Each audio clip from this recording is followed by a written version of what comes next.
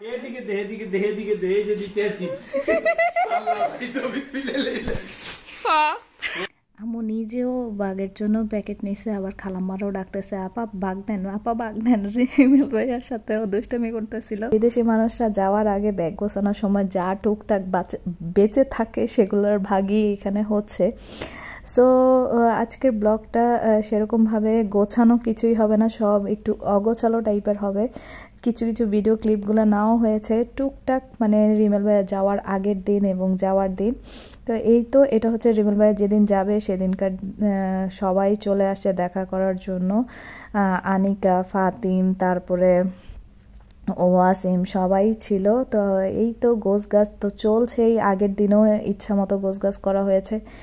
বিদেশে যাওয়ার এই একটাই সমস্যা যে যতক্ষণ পর্যন্ত ফ্লাইটের মানে টাইম না হবে ততক্ষণ পর্যন্ত সব ট্রলি খালি গোছানোই লাগবে, আর মাপঝোঁক করতে হবে যে কতটা কত কেজি হয়েছে।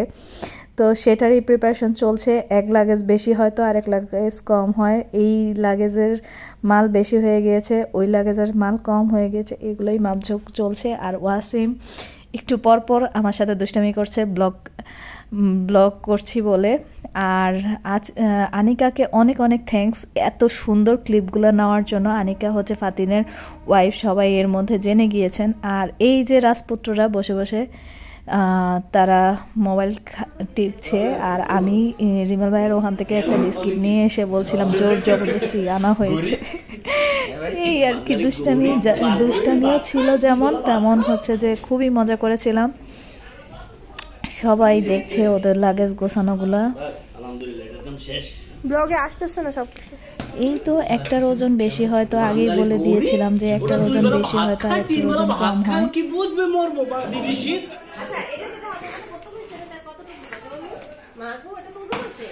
লাগেজ গোছানো চলছে আর রিমেল ভাইয়ের দুষ্টামি তো আছেই।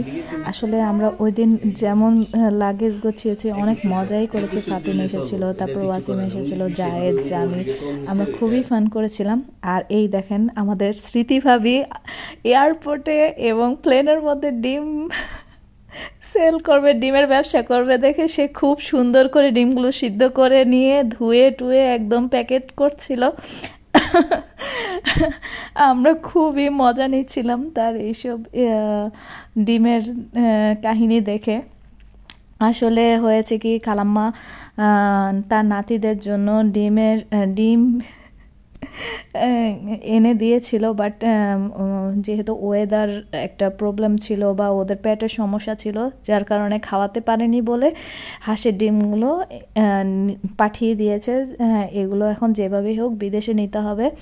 তো আমরা বুদ্ধি করলাম যে এগুলো সিদ্ধ করে তারপরে নিয়ে যাওয়া হবে। আর ফাতিন এখানে বারবার ভাবিকে বিরক্ত করছিল যে আমরা আজকে তাকে ভাইরাল করবই। স্মৃতি ভাবি কেন ডিম ব্যবসা শুরু করলো আর কিভাবে শুরু করলো সেটার একটা ইন্টারভিউ নিতে চাচ্ছিল, বাট ফাতিন ব্যর্থ হয়েছে, নিতে পারে নাই।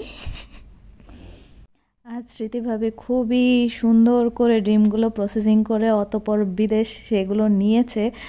আর এখানে তানিয়া মামি চলে আসে রসের নাস্তা নিয়ে আম্মুর জন্য। আর এই দেখেন ফালাক টুক করে হাঁটছে আর আনিকাকে নিয়ে যাওয়ার জন্য মানে বায়না ধরেছে যাতে ওর সাথে খেলবে। তো এইখানে সব ছেলেরা আর রিমেল ভাই একটু রেস্ট নিচ্ছে। ও কালকের থেকে একদমই রেস্ট পায় নাই, জানি না ও কীভাবে মানে এত লং জার্নিটা করবে। তো এই তো সবার ক্লিপই একটু একটু নেওয়া হচ্ছে। আর যেহেতু মেহমান বেশি তাই রান্না বান্নাও করা লাগবে, তো সেই হিসাবে ভাত ডাল সবই রান্না হচ্ছিল। টুকটাক তরকারি রান্না আছে, বাট ভাত আর ডালটা আবার রান্না করতে হয়েছে যেহেতু মেহমান অনেক বেশি চলে আসছে। এই তো আরেক মামিও চলে আসছে। তো দোনো মামি আসছিল সেদিন। তো সবার সাথে এরকম আর কি মিট করার ক্ষেত্রেই আর কি সবার আশা, একটা গেট টুগেদারও হয়ে গেল আর কি। তো এই তো যাওয়ার আগে ওদের একটু চাপ পড়ে গেছে অবশ্যই, তারপরও কি আর করা, সবাই লাস্ট একটা সিও করতেই আসে। আর এই টুনটুনি তো খালি দৌড়াদৌড়ি আমার বাসার মধ্যে, মানে ও খুবই মজা পেয়েছে। এত সুন্দর, এত বড় একটা বাসা, মানে আর আমার বাসায় তেমন একটা ফার্নিচার না থাকাতে আর এখানে ওদের জন্য গিফট আনা হয়েছে, সেগুলো দেখাচ্ছে ভাবিকে। আর যেটা বলছিলাম, আমার বাসায় মানে আসলে ফার্নিচার না থাকাতে খুব মাশাআল্লাহ ওরা খুব সুন্দর করে খেলতে পেরেছে, বিশেষ করে ফালাক খুব দৌড়াদৌড়ি করতে পেরেছে। এই তো তিনজন মোবাইল নিয়ে বসে আছে আর ফালাক দুষ্টামি করছে। আবার সেই ফাতিনের ডিম ব্যবসা শুরু হলো। ফাতিনার ডিম ব্যবসা করার জন্য ডিম নিয়ে যাচ্ছে বড় ভাবে। আমার বড় ভাবি মানে আমার বড় ভাই পাপ্পু ভাইয়ের বউ সিটি ভাবি ডিম ব্যবসা করবে, ডিম ব্যবসার জন্য প্লেনে ডিম নিয়ে যাচ্ছে।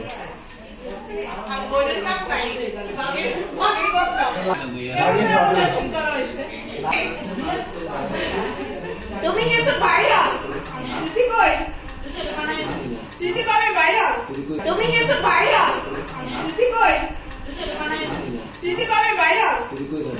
আমার টুনটুনিটা দেখেন কি খুশি, সে ওই দিন অনেক মজা পাইছে এবং পুরা ঘর সে এরকম কুটকুট পায়ে দৌড়াদৌড়ি করছিল। আর মামার সাথে তার খুনসুটি।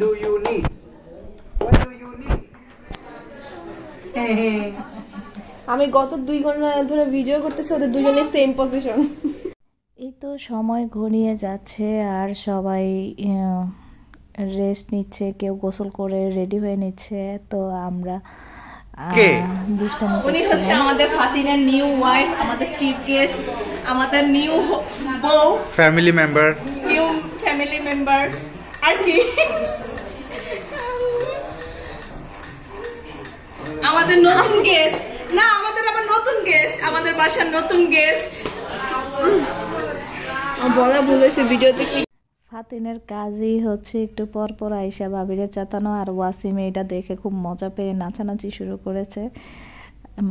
তারপরে ভাবি বলতেছে যে আমি আগের দিন সব কিছু গুছিয়ে এনেছি চাঁদপুর থেকে, নাহলে আজকে খুবই খারাপ অবস্থা হতো।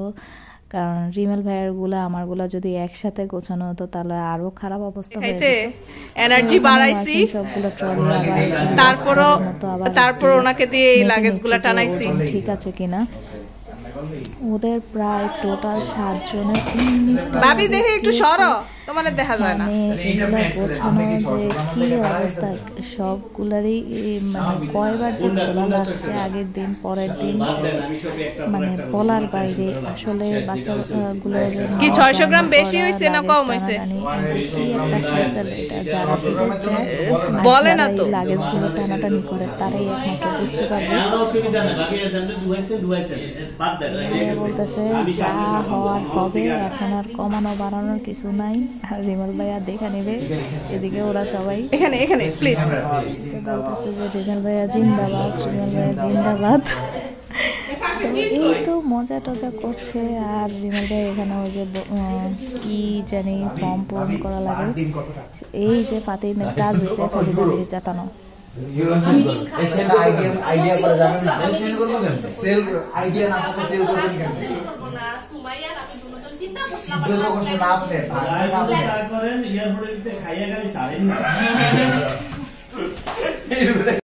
ফালাক টুনটুনিটা ঘুমিয়ে গেছে আর এখানে সবাই মামিরা আম্মু সহ একটু বসছে। আম্মু আসলে ওই দিন অনেক চাপ পড়ে গেছে, কারণ আম্মু একসাথে এত মেহমান কখনোই আসলে করেনি। তারপরে যাই হোক, মেহমান আসবে, একটা উসিলাতেই মেহমান আসে।